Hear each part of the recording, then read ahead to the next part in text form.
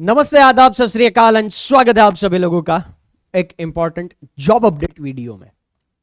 अगर आपका graduation complete हुआ है, नो मैटर किस स्ट्रीम से कंप्लीट हुआ है, आपने चाहे साइंस स्ट्रीम से ग्रेजुएशन कंप्लीट किया है, कॉमर्स से किया है या आर्ट से किया है, फर्क नहीं पड़ता। अगर आपका ग्रेजुएशन कंप्लीट हुआ है तो फिर यह वीडियो आपके लिए है।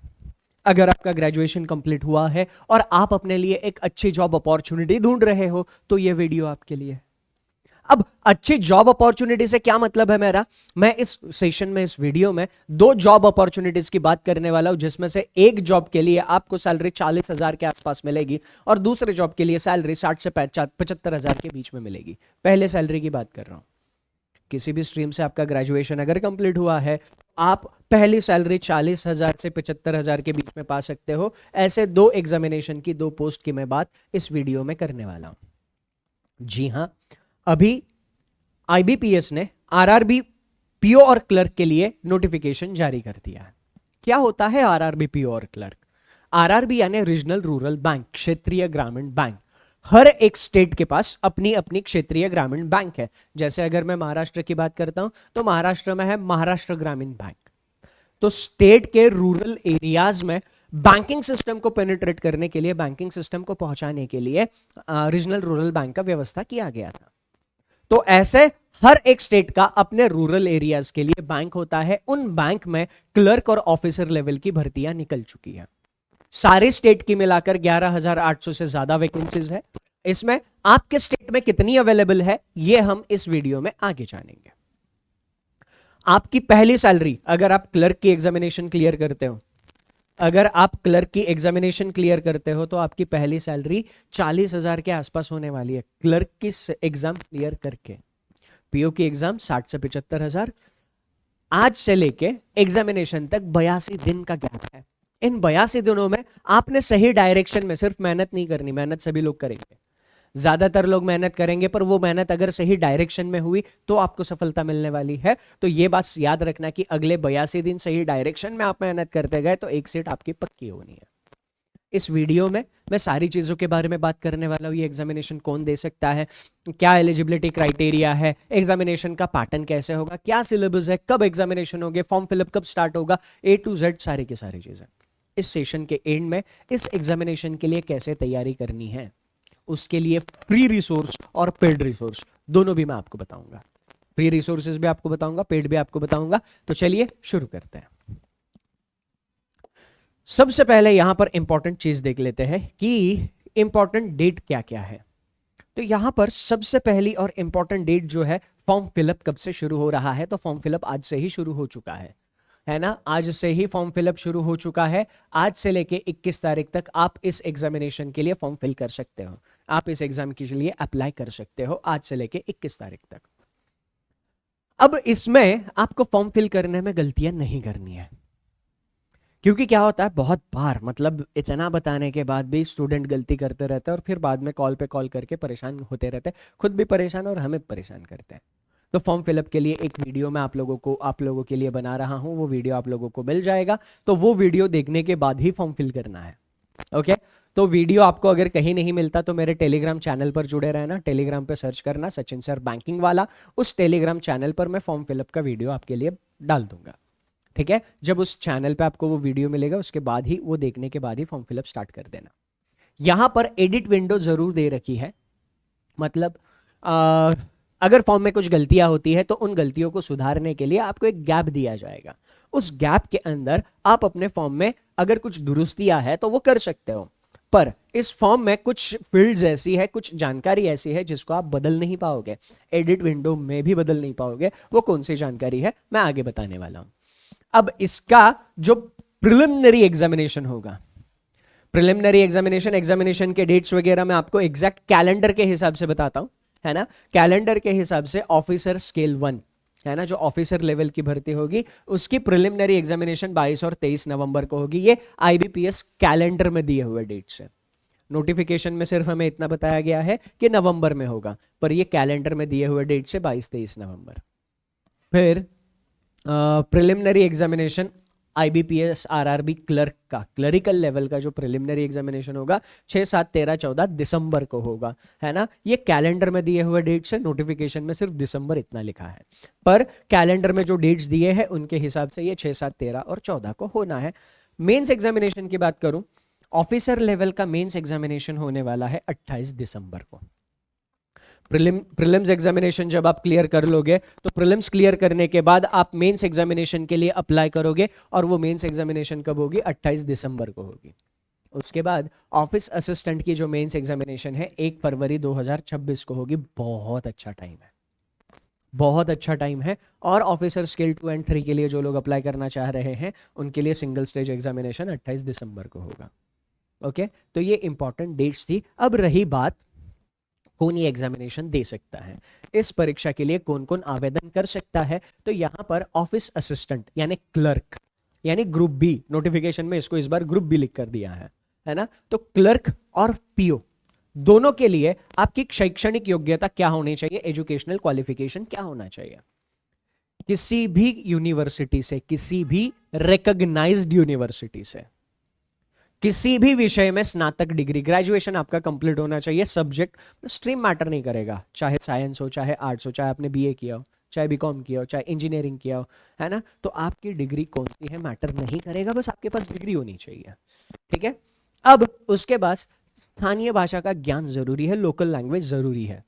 अब जिस स्टेट से अप्लाई कर रहे हो उस स्टेट की लोकल लैंग्वेज आपको आनी जरूरी है। आनी जरूरी है का क्या मतलब? वो भाषा आपको पढ़ने आनी चाहिए, लिखने आनी चाहिए और बोलने आनी चाहिए। ऐसा क्यों? क्योंकि आरआरबीज में आपका जो पोस्टिंग होगा वो स्टेट के अंदर होगा। जिस स्टेट से आप एग्जामिनेशन दे रहे हो, जिस स्टेट की वैकेंसीज के लिए अप्लाई कर रहे हो, उस स्टेट में आपको पोस्टिंग मिलेगा। क्योंकि आपको रूरल एरियाज में काम करना है और रूरल एरियाज में उसी स्टेट का लोकल लैंग्वेज लोग प्रेफर करते हैं, तो उनके साथ डीलिंग करने के लिए आपको वहां की स्थानीय भाषा, लोकल लैंग्वेज आनी जरूरी है ना। तो अब अगर आपके दिमाग में चल रहा है यार मेरे स्टेट से वैकेंसीज कम है, मेरे स्टेट में कट ऑफ ज्यादा जाता है, क्या मैं दूसरी स्टेट से अप्लाई कर सकता हूं? आंसर है यस, आप दूसरी स्टेट से अप्लाई कर सकते हो। दूसरी स्टेट से अप्लाई करते वक्त आपको कुछ चीजें ध्यान में रखनी है, जैसे कि लोकल लैंग्वेज प्रोफिशिएंसी। आप जिस स्टेट से अप्लाई कर रहे हो उस स्टेट की लोकल लैंग्वेज आपको आती नहीं है, सिर्फ आना जरूरी नहीं है, उसका प्रूफ आपके पास होना चाहिए। प्रूफ क्या होता है? आपने वो लोकल लैंग्वेज आपके स्कूल या कॉलेज में कभी पढ़ी हुई होनी चाहिए और उसके मार्क्स आपके मार्कशीट पे होने चाहिए। 10th तक या 11th 12th में या आगे कहीं कॉलेज में आपने उस स्टेट का लोकल लैंग्वेज पढ़ा है, उसके मार्क्स आपके मार्कशीट पर है, तो फिर आपको कोई दिक्कत नहीं होगी। अगर आपको मान लो आती भी है पर आपके मार्कशीट पर उसके मार्क्स नहीं है, तो आपको एक लैंग्वेज प्रोफिशिएंसी टेस्ट एलपीटी देना पड़ेगा बाद में, ठीक है। तो ये एजुकेशनल क्वालिफिकेशन है। उसके बाद एज को लेकर हम बात करते हैं। तो ऑफिस असिस्टेंट के लिए, अच्छा ये जो क्वालिफिकेशन है दोनों के लिए है, ऑफिस असिस्टेंट के लिए भी है और ऑफिसर लेवल के लिए भी है, ये दोनों के दोनों, ठीक है। ऑफिस असिस्टेंट के लिए आयु मर्यादा 18 से 28 वर्ष की है।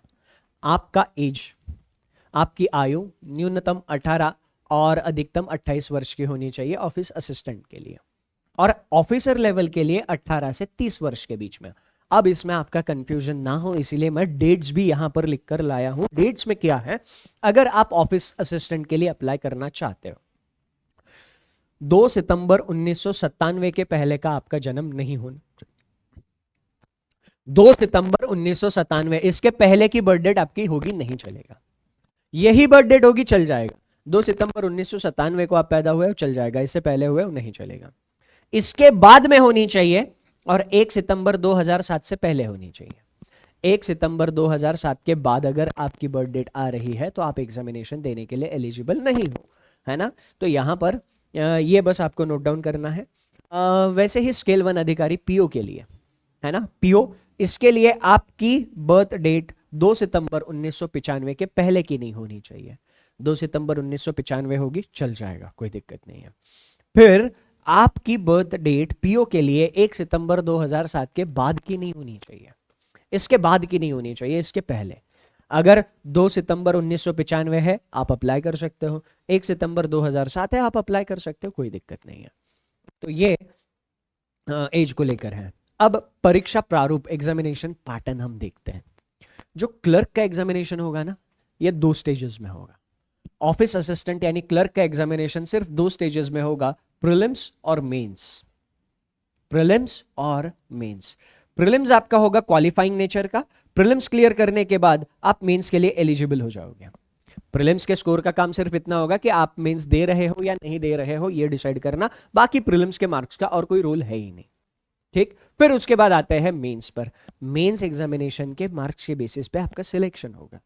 फाइनल सिलेक्शन आपका मेंस एग्जामिनेशन के मार्क्स के बेसिस पर होगा। क्लर्क में बस यही 2 स्टेजेस है। पीओ में एक स्टेज एक्स्ट्रा होगी।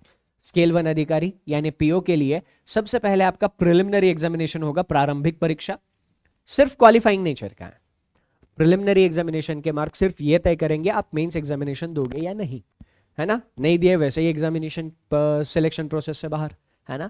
बट अगर आपका प्री में क्वालिफाई कर लिया आपने, तो आप मेंस एग्जामिनेशन दे दोगे। और मेंस एग्जामिनेशन भी क्वालिफाई कर लिया, मेंस एग्जामिनेशन अगर क्वालिफाई कर लिया तो आप इंटरव्यू देंगे, है ना। और इसमें से किसी भी स्टेज को लेकर आपको डरने की जरूरत नहीं है। शुरुआत से लेकर अंत तक सारे के सारे गाइडेंस के लिए मैं यहां पे खड़ा हूं। आपको सारा का सारा गाइडेंस यहां पर आपके लिए मैं यहां पर खड़ा हूं, टेंशन लेने की जरूरत नहीं है आपको। तो शुरुआत से लेकर अंत तक आपके साथ है। ऑफिसर स्केल 1 का सिलेक्शन मेंस और इंटरव्यू इन दोनों मार्क्स के बेसिस पे होगा। आपने मेंस में कितना स्कोर किया, इंटरव्यू में कितना स्कोर किया, उन दोनों के मार्क्स को जोड़कर यह तय किया जाएगा आपका फाइनल सिलेक्शन कैसे होगा। तो अभी इन्हीं के थोड़े से एग्जामिनेशन पैटर्न की बात करते हैं। आपके सामने अभी प्रिलिमिनरी एग्जामिनेशन का पैटर्न है। प्रिलिमिनरी एग्जामिनेशन, प्रारंभिक परीक्षा, उसमें आपको 2 ही सब्जेक्ट पढ़ने हैं, मैथ्स और रीजनिंग।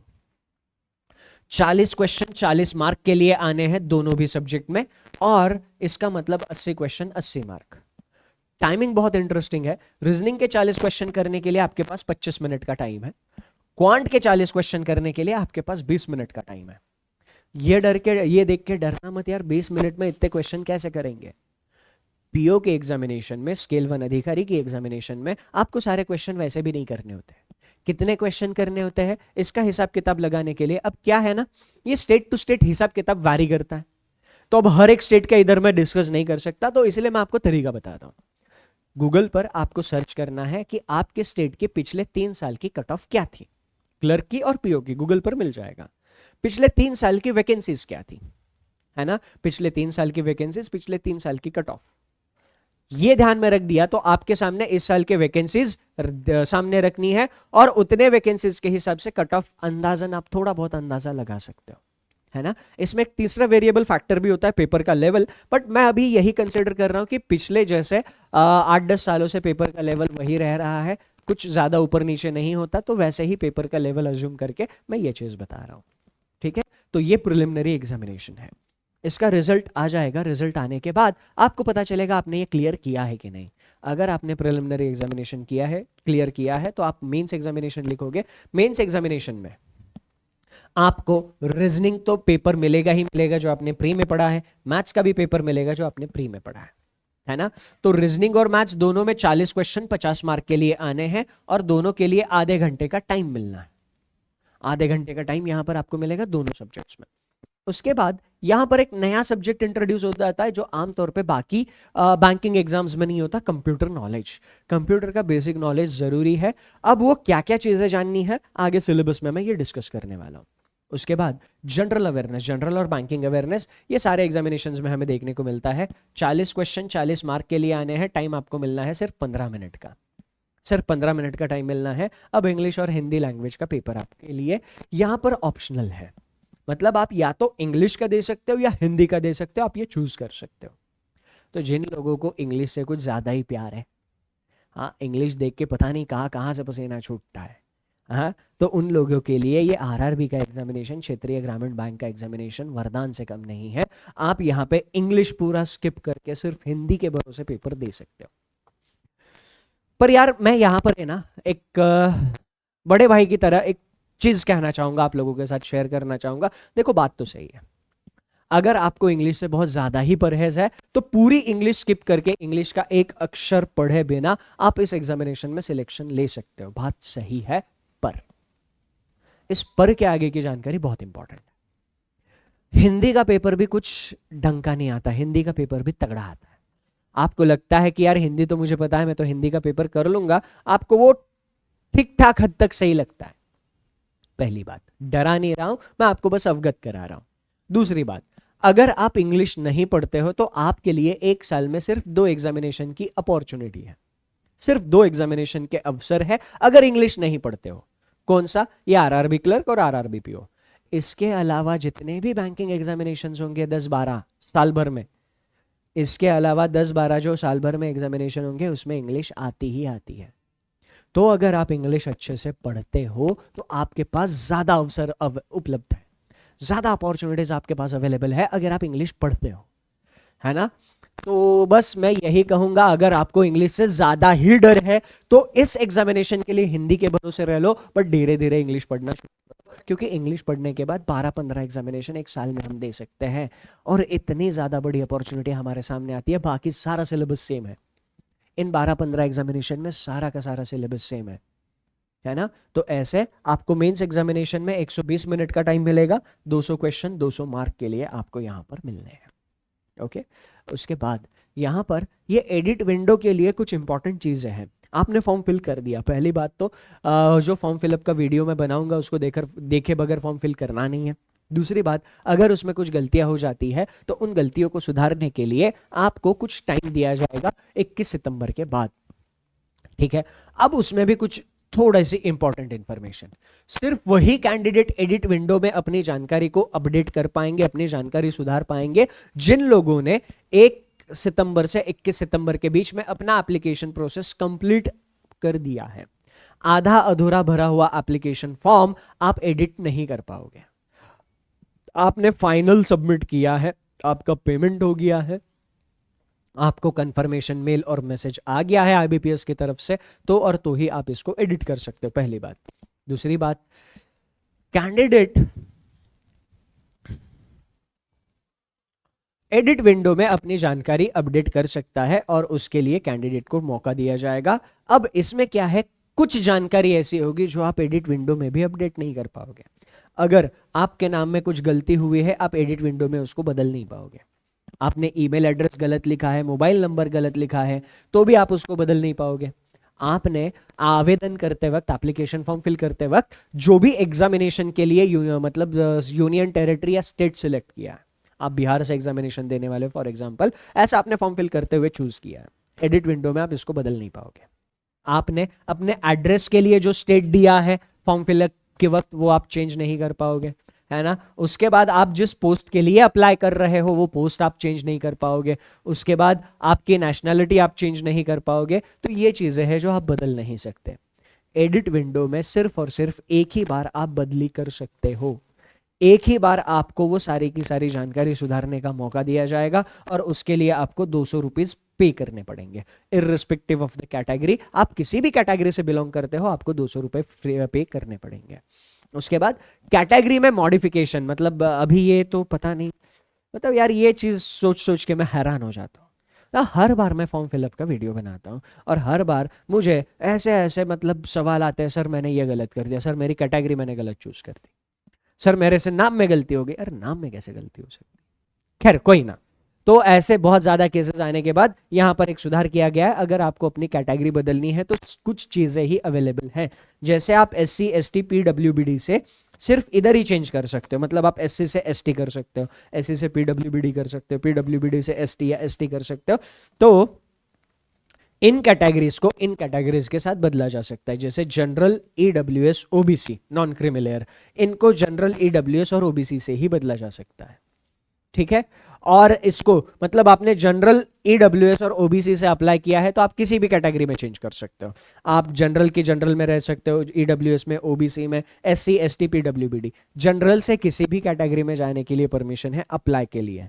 बट इसमें भी क्या कैच है, अगर आपने जनरल से अप्लाई किया है और आपने पहले 850 रुपए पे करे हैं और आप बाद में फिर SC से अप्लाई करना चाहते हो, है ना, ऐसी गलती अगर हो रही है, पहली बात तो होनी नहीं चाहिए, है ना। ऑफिसर, वो जिस ऑफिसर को हायर कर रहे हैं वो ये तो एक्सपेक्ट नहीं करेंगे यार इस ऑफिसर ने अपनी कैटेगरी गलत भर दी थी, हाँ ये तो एक्सपेक्टेड नहीं होगा, तो वो उतनी मैच्योरिटी रहनी चाहिए, ठीक है। तो यहाँ पर आपकी फीस जो है वो रिफंड नहीं होगी।